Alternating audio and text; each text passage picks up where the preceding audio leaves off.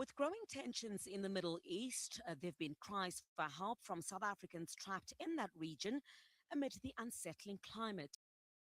Described scenes of panic and confusion as airspaces remain shut and thousands remain stranded. At the center, the United States and Israel attack on Iran, where Sahid Husseini's family lives. He's not been able to speak to them since Saturday. All right. Welcome to This Week in Africa, your weekly live stream where we talk about all things news related to the continent of Africa. I will turn it over to our co-host before I do my own introduction. Hello, everybody. My name is Gloria Ayo. I am the founder of Diaspora Station. I love to share African history and, of course, current affairs. And I'm definitely very happy to be back. Awesome. Happy to have you. And I'm Joe Hatagwa, the founder of Authentic African. We help people visit, move, and invest in Africa. We do these live streams weekly to help people understand the continent a bit more so they know about the places that they're planning to move, visit, or invest. Today's stories are as follows. We're covering the war in Iran's impact on Africa in a couple of different ways. There has been an agreement by the United States and Burkina Faso on a health deal. So we'll talk about that. People are very curious about that deal. So we'll talk about it. Zambia and Zimbabwe rejecting a very similar deal with the United States. Trump's administration, the deportation deals that have been done with Africa, the Burkina Faso and Ghana security agreement. So those are the top stories, and we'll have some stories from around the continent. Unfortunately, I will have to jump off early, but we have Gloria here you're in capable hands, so she will be able to go through the rest of the story. So we will get through what we can while I'm here, and then I will turn it over to her to go through the rest of the stories. So as a start, the escalating war in West Asia has triggered the most significant disruption in global air transport since the global sickness of 2019-2020, really 2020-2021. Following retaliatory strikes by Iran on U.S. bases in the Gulf and then also many other places around the Gulf, including Dubai Airport, Kuwait's main airport, intercepted missiles in Qatar, etc. There's been lots of bombing happening in a number of different places. The conflict has forced Syria, Kuwait, Qatar, UAE, even sometimes Kenya and others, Air India, Lufthansa, Emirates. Many of those flights, something like over close to 3,000 flights had been stopped. More than 12,000 were delayed. Egypt Air, Ethiopian Airlines also halted major routes to the Gulf cities as well. So, there were urgent advisories for citizens to use land borders. So Ghana, Uganda, and Nigeria have also issued travel alerts for its citizens, and many more have as well. So this has significant impacts across the continent, not just in the region that it's in. We're going to play a video which speaks to this a little bit more, and then we'll have some commentary on the other side. Now, the war in West Asia has triggered global travel chaos that said to be the biggest disruption to global air transport since the COVID-19 pandemic. Airlines rerouting flights to West Asia. Thousands of passengers have been stranded around the world. African travelers, too, have been caught in the conflict. After the US and Israeli strikes on Iran, Tehran launched retaliatory strikes on US bases in Gulf countries. It has struck the Dubai International Airport, which is the world's busiest for international traffic, and Kuwait's main airport. Now, following Iranian strikes, the Gulf nations rushed to protect their airspace. Iraq, Syria, Kuwait, Qatar, and the UAE have all announced at least partial closures of their skies. So we'll leave it there. Gloria, your thoughts on the impact on Africa and the flight closures and people being stranded in the UAE, in Qatar, in some of the Gulf states and countries. Yeah, and I just want to make sure everyone could hear the audio. I don't know if it's just me, but it sounded a little low. Okay. So if everyone could hear just fine, could you please let us know in the comments just to make sure you're hearing those videos as we play them?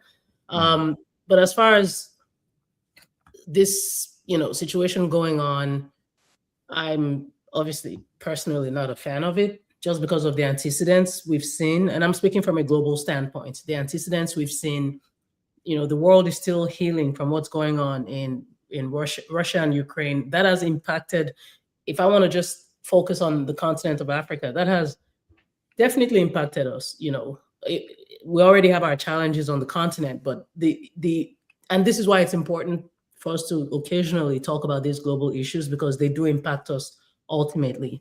The rerouting, for instance, has added 10 to 15 days to shipping journeys. And you're looking at approximately $1 million in extra fuel costs per vessel. In South Africa, for instance, their ports, particularly Durban and Cape Town, are facing a sudden massive influx of vessels seeking refueling and supplies. So this could actually delay Africa's own import-export cycles, because that channel through which these things were being transported, obviously that's being affected now by what's going on in Iran. The cost of chartering a crude oil tanker is now 4 times the rate seen just 2 weeks ago. The skies have been closed over much of the Middle East, with airports in Dubai, Abu Dhabi, and Doha, the primary hubs that connect Africa to the West and Asia. These are now suffering direct strikes or some sort of precautionary shutdown. Tens of thousands of African travelers, including students, business people, migrant workers, they're currently stranded in the Gulf. In Dubai alone, reports indicate that there are hundreds of Africans that are among the hundreds of thousands of passengers that are scrambling for next steps, because now these airlines have had to suspend most of their operations. Several African governments, and I do appreciate the proactive approach by these governments, more reactive, but still, I think considering they've done what they can to take care of their citizens throughout the world. I don't know if you saw the memes or not memes, but there were some videos circulating on the internet where some Nigerians were like, "We're not going anywhere. We're staying right here." And I was like, "No, please, no, don't do that. Let's not do that. It's not that bad. Come on, please." Not to minimize whatever their reasons are. But Kenya and Nigeria have definitely done what they can to at least issue shelter-in-place orders for their citizens in the Gulf. The French government has already begun mounting emergency flights to pick up stranded African and European nationals. Air cargo, we should also think about the pharmaceutical industry. If you're thinking of pharmaceuticals from India or Asia that are destined, or the entire continent of Asia that are destined for African markets, these shipments are now stuck because obviously they have to review the risks. So it's affecting Africa in a huge way, because the Strait of Hormuz has, as long as it remains closed, it's going to affect us even harder. And I get very concerned about my continent because obviously, like I said, we have our challenges already, and we don't need yet another drama or another chaos in the world to worsen things for the people of Africa. But God forbid this Strait of Hormuz remains closed. Oil price, food price, a lot of things are definitely going to skyrocket. Yeah, and so I'll just say, as far as the people being stranded, it is really unfortunate, because I think so many people leave the continent for work in other places, right? Indentured servitude. A lot of people go to West Asia, formerly. I think some people call it the Middle East, but I think we should really call it West Asia or East Asia. West Asia. Yeah, so people do go there often to find work. And so, in many different countries there.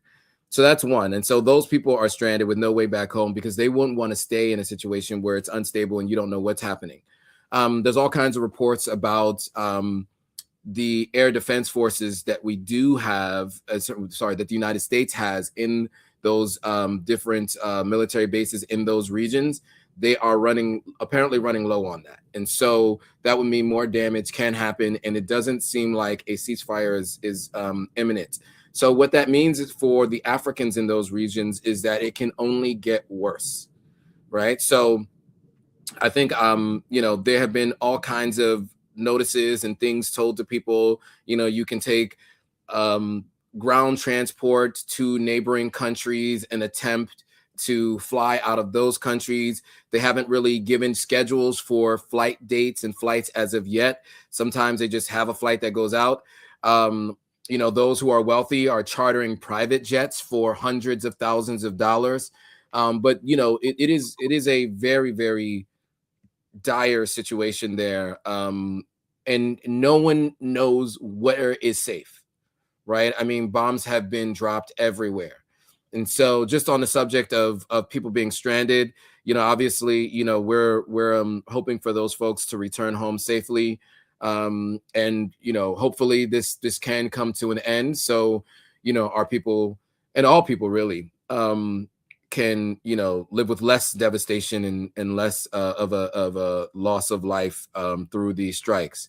Now I do, secondary to that, beyond those being stranded and those flights being delayed and or canceled, it's also impacted global shipping disruptions, as Gloria just mentioned. So shipping companies have suspended sailings through critical waterways, facing vessels to avoid the Strait of Hormuz. Yeah, and so and that was the other thing is, as of yesterday or the day before, Iran, they control the Strait of Hormuz, and that's one of the areas. And maybe we should show you what that looks like, right? So everybody knows what we're talking about. But that is a major shipping route. And that is now been closed as of, I think, yesterday or the day before. And so what that means is there is a lot of vessels being stopped from entering that space. Let me just share. Let me share this tab so you guys can see it.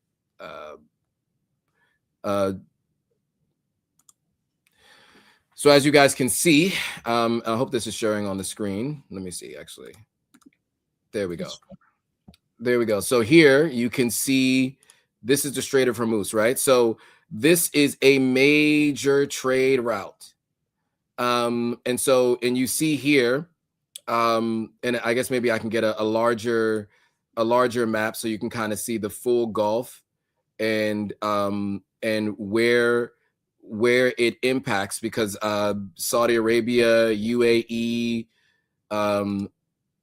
here, I'll just do this. I'll just share this tab instead, so you can see a couple different versions of the map. So you can see here, the Strait of Hormuz is, Iran controls this area here. So you see Oman, UAE, Qatar, Bahrain, Kuwait, Iraq, all are impacted. Saudi Arabia, all are impacted by this closure. And so obviously that changes how some other trade routes are happening. So just really quickly, I just want to, we'll get to a video that talks about the entire Red Sea corridor has been disrupted. And the alternative route is around the Cape of Good Hope, significantly increasing travel distance and costs. Major carriers are rerouting their vessels and citing deteriorating conditions. Ports in Durban and Cape Town are also experiencing increased activity. So let me, we'll share this screen and share this video, and then we'll have some more commentary on the other side. Now, from the air to the sea, the impact of the war in West Asia is now spreading across Africa. What began with disrupted flight routes is now spilling into global shipping, forcing vessels away from some of the world's most critical maritime corridors. Major shipping companies have now reportedly suspended sailings through key waterways linking Asia, Europe, and the Gulf. And once again, Africa sits at the center of the detour. The Strait of Hormuz, the entire Red Sea corridor from the Suez Canal in the north to the Bab el-Mandeb Strait in the south, all of it is now being avoided as security risks escalate across the region. That leaves one main alternative, the Cape of Good Hope along the coast of South Africa. Analysts warn that the conflict is putting the world's busiest sea lanes under severe stress. Let's start in the Gulf. The Strait of... So I'll leave it there. I mean, this is a much longer video and we could always talk about that more, but any additional thoughts on the disrupting of these trade routes and the rerouting kind of around the Cape of Good Hope and other places? Yes. I guess because I've covered a lot of this already, I guess the big takeaway is, you know what, and that was why I corrected when I said proactive and I said reactive.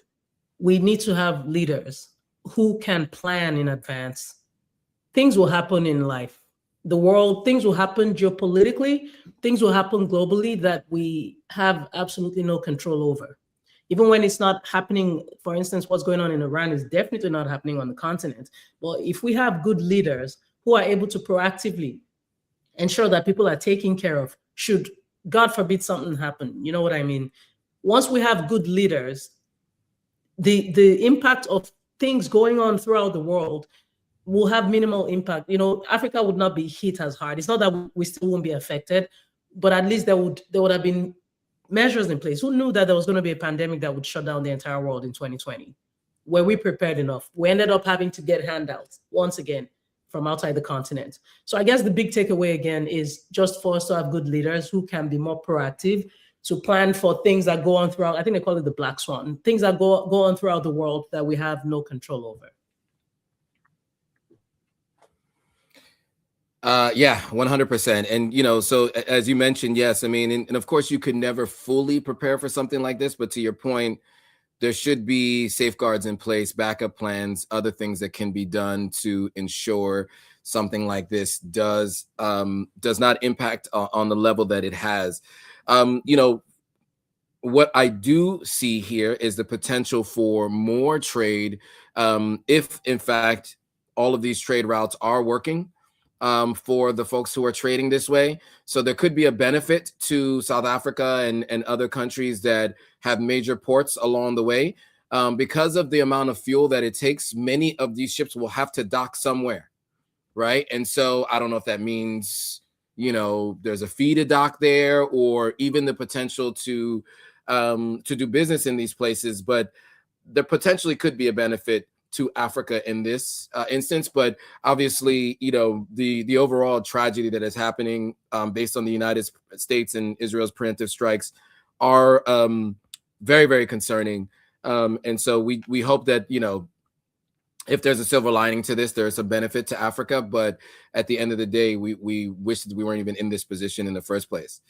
So we will continue to follow how this particular issue is disrupting the continent of Africa. Yes, I saw that comment. Yes, I am going to a client meeting today. So yes, that's why I'm dressed this way, which is why I have to leave in 5 minutes.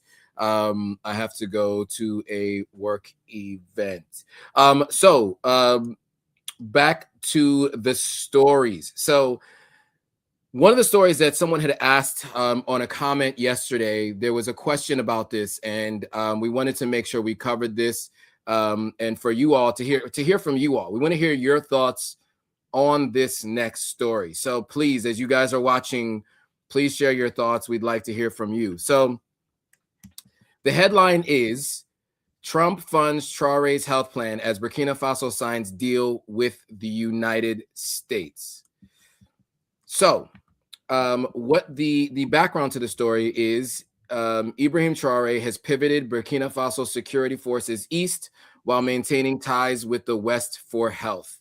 The U.S. and Burkina Faso signed a 5-year health cooperation memorandum of understanding, so it is an MOU, aimed at enhancing disease prevention and regional health security, with the U.S. providing up to $147 million and Burkina Faso increasing domestic health spending by about $107 million. So the MOU allocates $12 million for global health security initiatives, including strengthening clinics and lab systems. Additionally, Burkina Faso launched the Presidential Health Initiative to build 55 medical centers. relations are cautiously re-engaging despite past tensions. So love to hear from you guys. We're going to play this video, and we will have some commentary on the other side. But love to hear your thoughts as we hear about this story.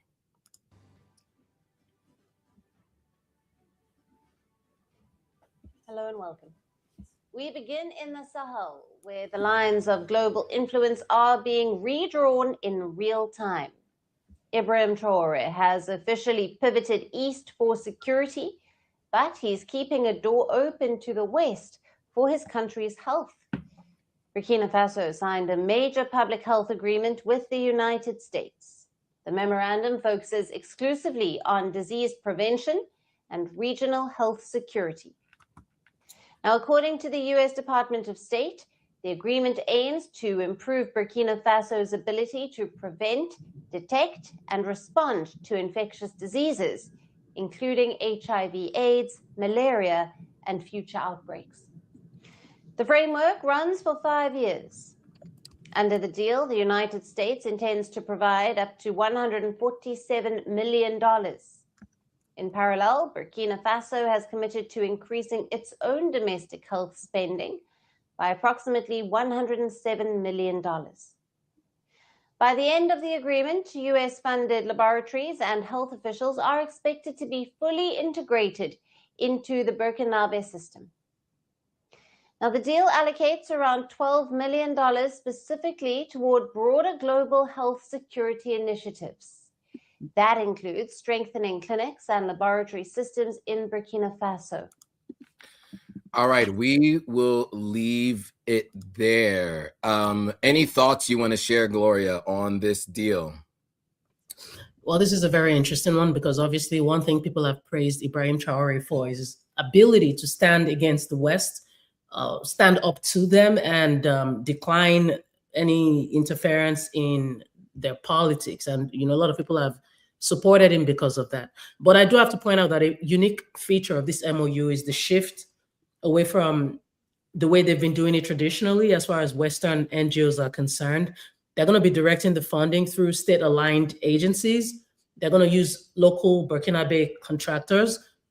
This was actually a demand that was made by Traoré to ensure that not a single dollar leaves the country to pay foreign consultants. Of course, it's focusing on maternal and child health, malaria eradication, rural clinic expansion, especially in zones where the military has recently reestablished state presence.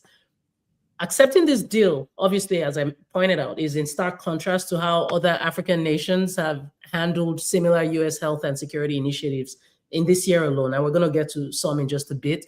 But speaking of Niger, if we talk about Niger, just in early February, they rejected a similar $120 million package that was by the US for health because they saw it as an interference after the US attempted to tie the aid to how they handle their democracy or lack of it, or however they phrased it.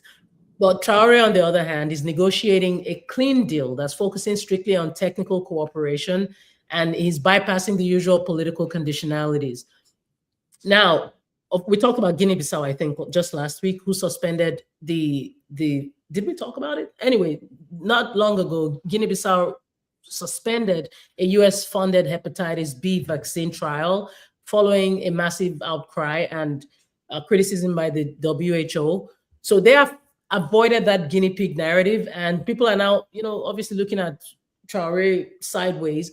But if you're thinking about the whole, again, it's geopolitics. Of course, we know Russia has a huge partnership going on with Burkina Faso. And if you're wondering how this plays out, well, Russia is aware that the agreement they have with Traoré is more on the security side, the military side. As long as there's no interference there, then everybody is cool. But yeah, this was a shock to me. Shock to me as well.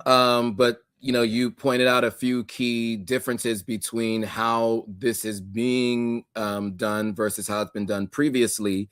You know, we are still at a position as a continent where outside aid seems to still be necessary. What I like, though, is that I see that Burkina Faso has also dedicated over $100 million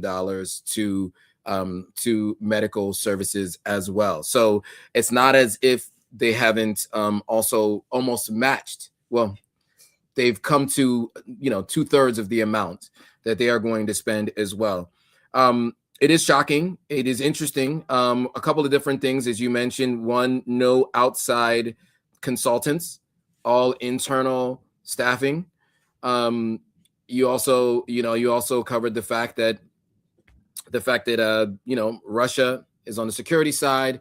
They're working with the West on the health side. That is also a difference between how things have been done previously.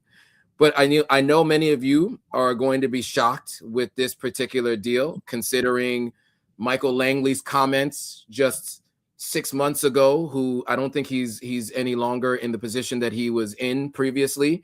But there were many, there were many protests around the world in support of Burkina Faso and against the comments that were made about Burkina Faso. You heard from the Secretary of State at that time that they wanted to strengthen the partnership and made some comments to that effect. But yes, there are going to be some people who oppose this, very much so. And we definitely want to hear from you guys how you feel about this. Those of you guys who are watching this back as a video and who aren't watching this live, please put it in the comments how you feel about this deal.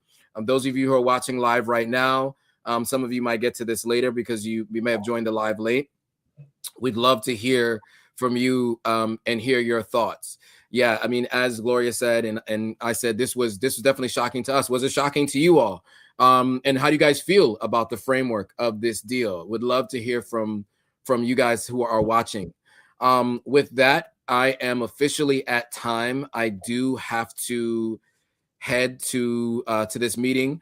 But Gloria, you're in Gloria's very capable hands. She will take over and start the process of going through the rest of the stories. I think the next story is Zambia and Zimbabwe rejecting U.S. health aid. So you can kind of hear and contrast between those two and how Burkina Faso decided to move forward. Love to hear from the comments. I know a bunch of people are joining right now, and unfortunately I have to go. But yes, thanks Gloria for taking this over, and I will see you guys all back very soon. Yes, so we'll talk to you guys later. Okay, see you guys. Have fun in court. Okay. I'm not going to court, by the way, for those who are coming newly. I'm going to a client meeting. That's from a joke from earlier, if you guys might have missed that. Okay, I am going. I can be so silly. But yeah, thank you all for staying tuned. So now, I mentioned how Guinea-Bissau had just recently rejected some aid, or they didn't want their country, they didn't want their citizens to be guinea pigs.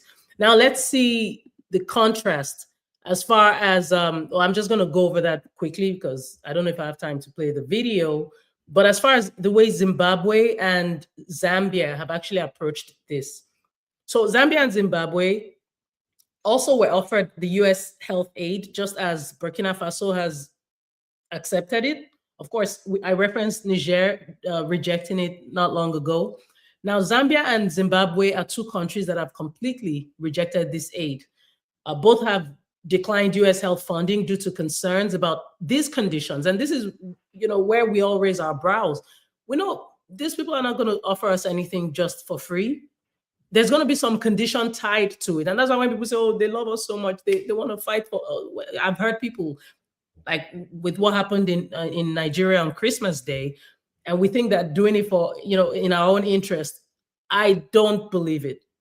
And this is why I'm not a fan of what's happening in Iran. We can all have our reservations, on whatever the leadership was like. I wasn't a fan of the leadership either, but nothing will ever justify a move like that. Nothing will ever justify a move like what happened in Venezuela.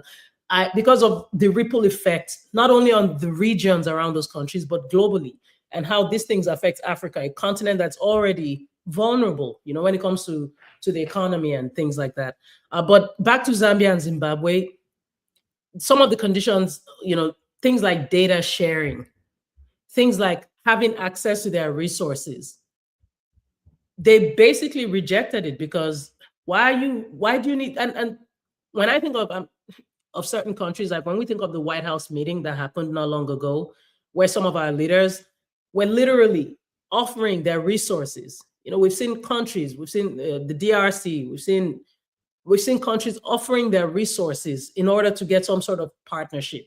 I'm not a fan of relationships like that. They might say it's mutually beneficial, but I don't see how that is mutually beneficial. So I'm very, very proud of the people of the government of Zambia and Zimbabwe, knowing that there are conditions tied to these things and they will not accept it. But I'm just going to go through some of your thoughts on this. Name of Burkina is French, still sold. Diseases were cured decades ago. Oh, goodness. Okay.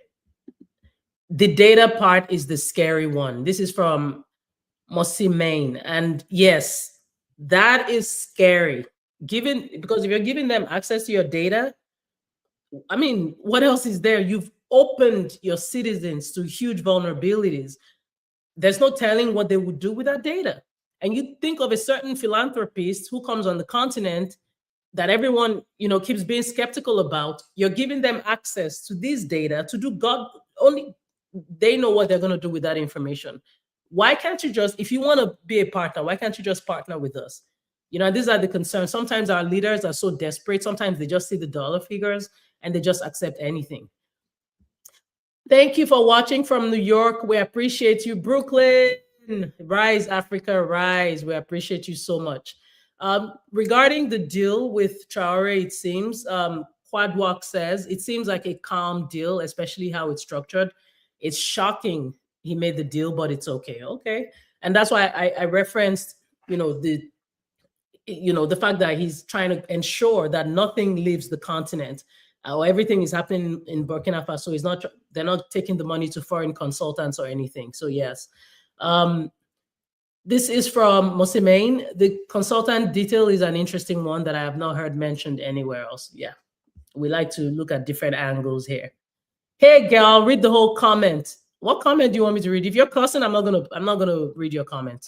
Let's just be respectful. I don't know. I don't have a problem with you cussing, but some of our viewers may have a problem with that. Okay. All right. But thank you so much for sharing all your thoughts. Now let's go on to the next story. Moving on from Zambia, Zimbabwe, and Burkina Faso.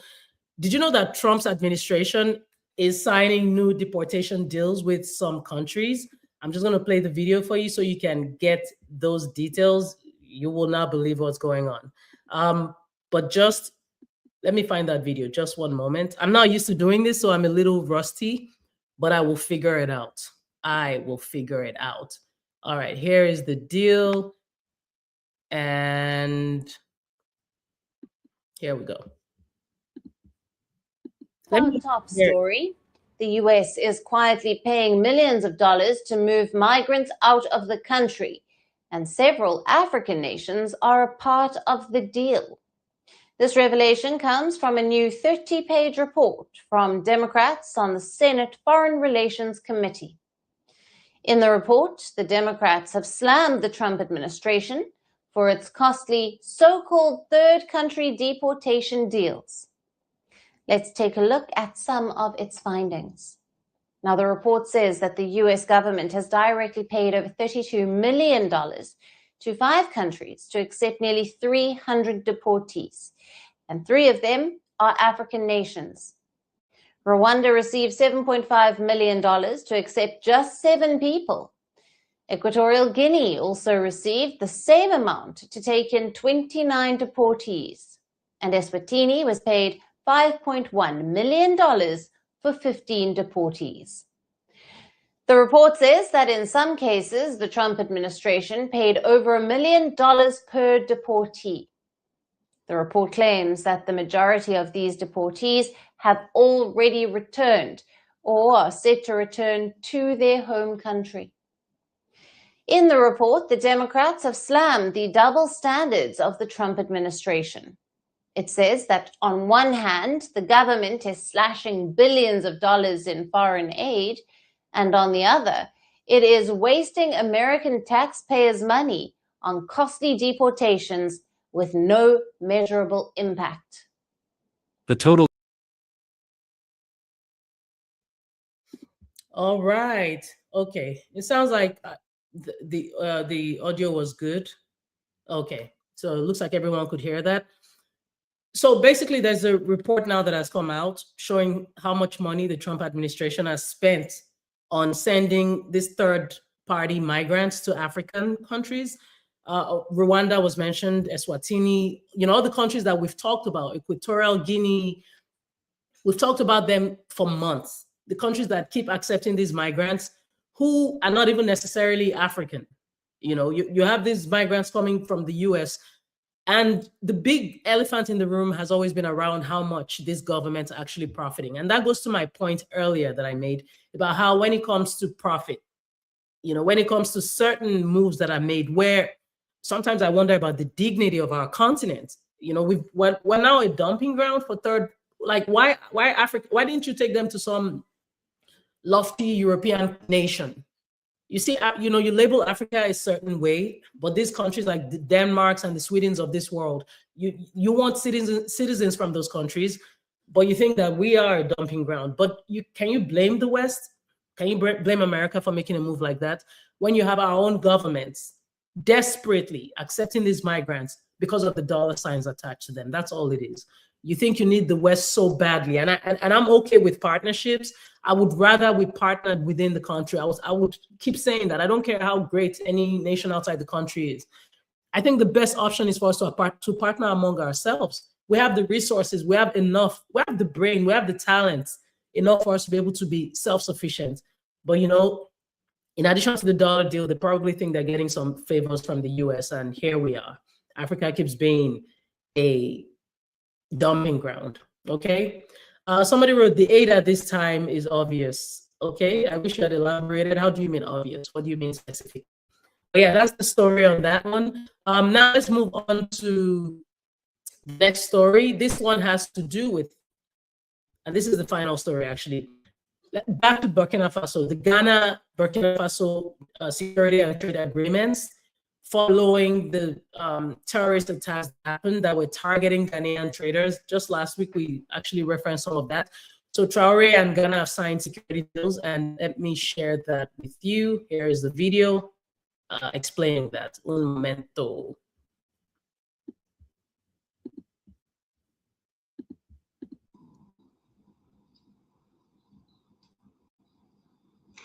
A deadly terrorist attack has exposed vulnerabilities on a major West African trade route, forcing Ghana and Burkina Faso into urgent action to secure the corridor.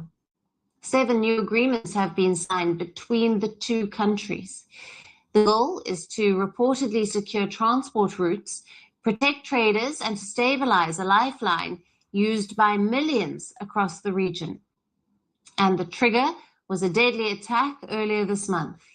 In the Burkinabe town of Tetao, terrorists attacked a group of Ghanaian tomato traders. At least 8 were killed and several others were injured after gunmen reportedly separated the men from the women and opened fire. The traders had reportedly crossed the border to buy tomatoes for Ghanaian markets. Trade groups in Ghana say the killings created fear among small-scale traders, especially among women who regularly cross the border. Following the attack, transport unions and trader associations quickly suspended tomato imports from Burkina Faso, and the economic impact was almost immediate. Now, reports say that Ghana imports up to 800,000 tons of tomatoes from Burkina Faso every year. Within days of the suspension, markets in Accra saw prices surge by up to 40%. Ghanaian officials say that sudden price shock forced urgent action. We are deeply concerned about the safety of our market women who travel across borders. If our women are going to be threatened by these insurgents. Okay, I think that basically covers everything that was being discussed around that. I do, when we talk about partnership, this is a clear example of how self-sufficient we can be. And this is what I keep saying. We have all it takes, basically partner with the next country. You go within the region and find ways to be self-sufficient instead of looking for, I call them distractions. All these people from outside the continent that keep coming in, we can do our own thing. And I absolutely love and commend what Ghana and Burkina Faso have done. Another angle to it is, and I talked about this last week. You see how interesting it is now? The people who sidelined the AES.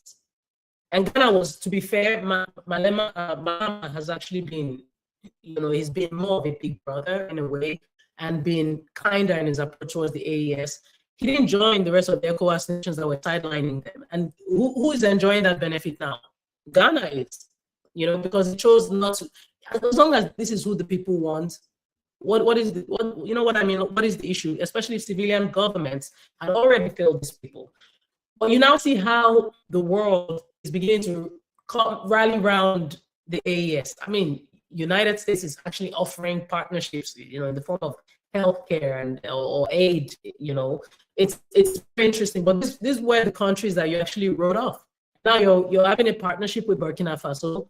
You see, but Ghana the whole time had not sidelined. Mahama did not sideline the AES. If anything, he's been in communication with them, and that's now of benefit to Ghana.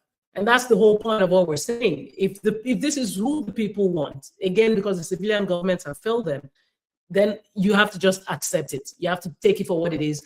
And the big moral of the story is when the people stand firmly by what they want, the world will have no choice but to accept it.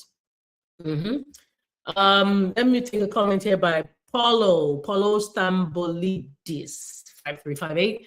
You can be sure those attacks were funded. Who doesn't want a strong Africa? It's a sick world. I hear you. And shout out to somebody from, I'm guessing, the Caribbean, Maxwell Joseph. The Rastafari, we're coming home to Africa. We just need to come together. Love everything, real talk. Thank you, Rastafari. Thank you so much for tuning in. And yes, that's all we need. And I have to say, when that worldwide movement happened, those are parts of the reason these people are respecting us. And that's why people like Traoré or the rest of the AES, they're good ambassadors of what Africans want to aspire to. Because at the end of the day, it's about our dignity. And these people have shown that Africans can have dignity. And during that whole march for Traoré last year, we saw how people from throughout the Caribbean, shout out to you, we can't even thank you enough, stood in solidarity. Africans throughout the world, people of African descent throughout the world, stood in solidarity with this man. And that was a representation of the continent. They stood in solidarity with the continent. Thank you so much for understanding that connection we all have. And hopefully we keep building on that. And when I talk about partnership, going outside the continent, I'm very okay with partnering with Caribbean nations. Why not? We have way more in common than we don't. I don't see what the problem is. I want to see partnerships with Jamaica, with Guyana, St. Vincent. Why not? Why not? All right, I'm just going to go through all the headlines as we wrap up. So these are stories throughout Africa. Take your time. If there's anyone that interests you, please feel free to go through them in your own time. Epstein files. West African countries keep getting mentioned. Names of people, of presidents' children keep getting brought up. It's just a really messy situation. I don't know if you saw the document that was circulating, or where Jeffrey Epstein apparently had said, he basically alluded to not wanting people from. He didn't want black people. He only wanted to deal with people that were, from the races he liked. He didn't want black people. And I remember somebody saying sometimes racism protects us.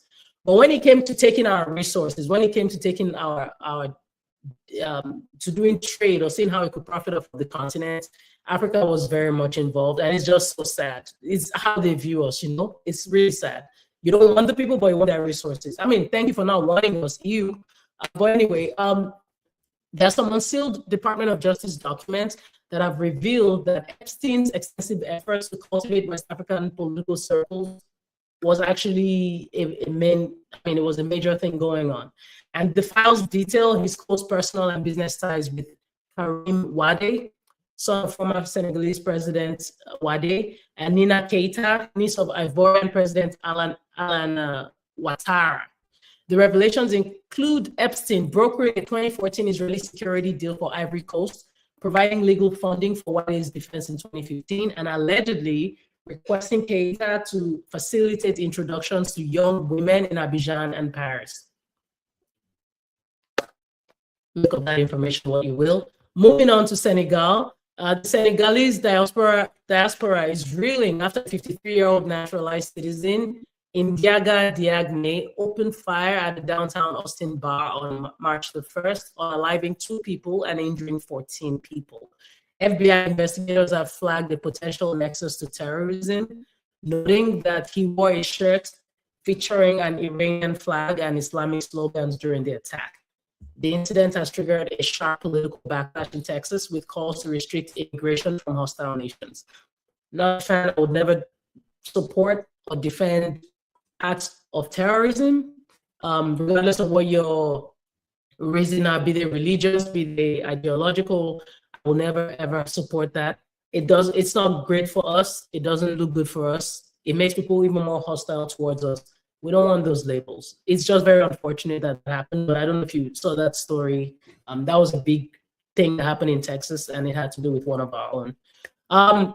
Interesting developments when it comes to Afrikaners. Trump's administration is preparing to process up to 4,500 refugee applications per month for white South Africans, significantly exceeding the general refugee cap. Huge contrast, right? So that's the thing, it goes back to what we say. You want us for certain things, but you reject us for others. Some of the most vulnerable people right now in Africa are from the DRC, Sudan. There are countries that could use relief, but you go based off this propaganda that is clearly untrue, just to favor people that look like you. So the rest of Africa is not worthy. It's not. I don't see condemning what's going on in Congo. I don't see condemning what is going on in Sudan. And this is why I'm not trying to change anyone's opinion of this man, but anybody who is not for the people, I don't care how you package yourself. I don't care how much support you have. I will never, never, ever be for you. Never. The people come first, as far as I'm concerned. But that's my opinion. Kenyan recruiter charged for Russia and Ukraine trafficking. Last week we talked about how I think the week before we may have also referenced it, how people are being recruited to go fight in the war that's happening in Ukraine. And they're not, they're signing these documents that are not even written in English, so they don't even understand what's going on. But somebody has been arrested now in Kenya. I'm very happy about this. This was somebody, a 33-year-old man, who was actually recruiting people. Festus Omwamba. He was recruiting people, trafficked 25 young men to the front lines in Ukraine. Can you just imagine this? Exploiting the fact that people just want better for themselves, and you throw them at a war zone. Like, who does that? But basically, he lured these victims with promises of high-paying jobs in Russia, only for them to be coerced into combat.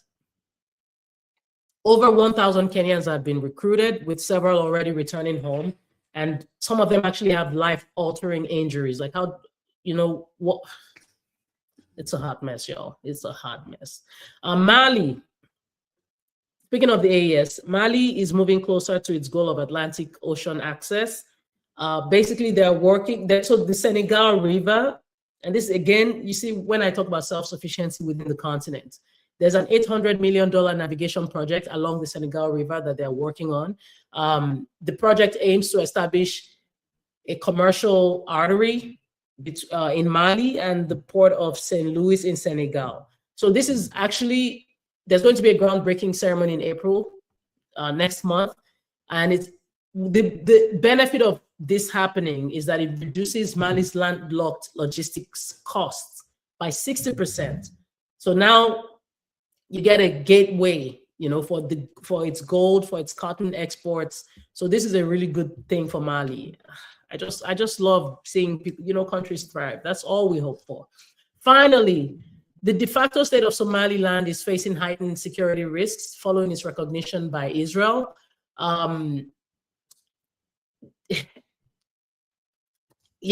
This regional tension is compounded by local threats from Al-Shabaab, who have vowed to resist Israeli influence, turning the Gulf of Aden into a potential new flashpoint for the Israel-Iran conflict. And it's again the game of geopolitics. When Israel sides a country, that's a message to other countries who are pro-Palestine and who have reservations about Israel, especially because of what's going on with Somaliland.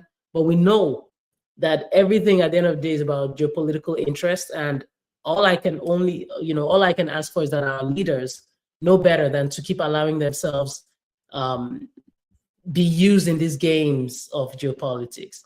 All right. Well, and that's it for This Week in Africa. I appreciate you all tuning in. Traoré is showing Africa how trade should be done. The development must benefit your people. Remember, you don't have the technology and you cannot eat your resources from Trinidad and Tobago. I appreciate your thoughts on that. Afua Warner, you said reception is poor. I am sorry to hear that. I hope everyone else was able to actually get a good transmission of the program today or the show today.